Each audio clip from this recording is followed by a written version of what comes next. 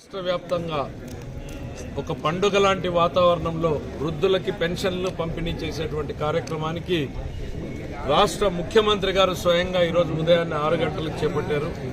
దాంట్లో భాగంగానే వాడలా కూడా తెలుగుదేశం పార్టీ నాయకులు, అధికార యంత్రాంగం, ప్రతి ఒక్కరూ కూడా సమాజ హితం కోరేటువంటి ప్రతి ఒక్కరూ కూడా ఈ కార్యక్రమంలో పాలు పంచుకుంటూ చూస్తూ ఉంటే పండుగ లాంటి వాతావరణంలో సాగుతుంది.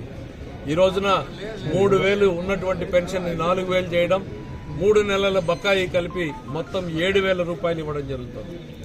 రాష్ట్రం విడిపోయిన తర్వాత జరిగిన నష్టం కన్నా గత 5 ఏళ్లలో జరిగినటువంటి నష్టం, ఆర్థిక అరాచకం చాలా ఎక్కువ.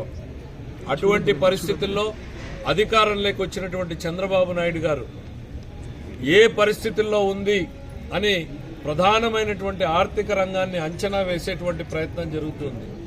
ఇంకా కూడా కొనసాగుతూనే ఉంది. ఎక్కడున్నాం, ఈ రాష్ట్రానికి ఉన్నటువంటి ఆర్థిక భారం ఎంత, అప్పులెంత, దారి మళ్లిన ధనం ఎంత అనేటువంటి లెక్కలు తేలకముందే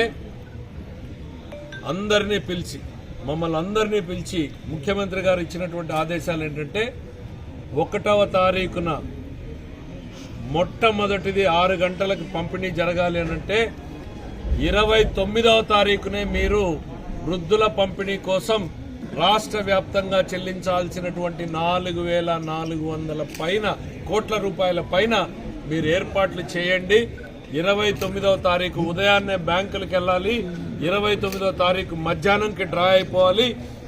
అక్కడి నుంచి 30వ తారీఖున మండల వార్డు వారీగా వాళ్ళు పంపిణీ చేసుకోవాలి. 1వ తారీఖు ఉదయాన్నే పంపిణీ కావాలి. 1వ తారీఖు సాయంత్రానికి 100% పెన్షన్లు పంపిణీ కావాలని ఆదేశాలు ఇవ్వడం జరిగింది. ముఖ్యమంత్రి గారు ఆదేశాల ప్రకారం 29న జమ చేయడం, అదే రోజు డ్రా చేయడం, 30వ తేదీన వార్డులకి, సచివాలయాలకి పంపిణీ చేయడం. ఈరోజు ఉదయం 6 గంటలకే ఈ కార్యక్రమానికి శ్రీకారం చుట్టడం జరిగింది. మా ప్రభుత్వం మాటలతో కాదు, చేతలతో చెప్పాలనేటువంటి ప్రభుత్వంగానే ప్రజల మనసుల్లో నిలిచిపోయేలా పనిచేస్తుంది అనేటువంటి తెలియజేస్తూ ఈ యంత్రాంగంలో ప్రతి ఒక్కరిని క్షేత్రస్థాయికి వచ్చారు. ఈరోజు కలెక్టర్ గారు ఉన్నారు, మరో ఐఏఎస్ అధికారి, మున్సిపల్ కమిషనర్ గారు ఇక్కడ ఉన్నారు. రాష్ట్ర వ్యాప్తంగా అధికార యంత్రాంగం మొత్తం వాడలా తిరుగుతూ ఈ కార్యక్రమాన్ని పర్యవేక్షించడం జరుగుతుంది. జిల్లాలో ఏం జరుగుతుంది అనేటువంటిది మన కలెక్టర్ గారు కూడా ఒక్కసారి తెలియజెప్తే బాగుంటుందని ఆయన్ని కూడా కోరుతున్నారు. చెప్పండి సార్, జిల్లాలో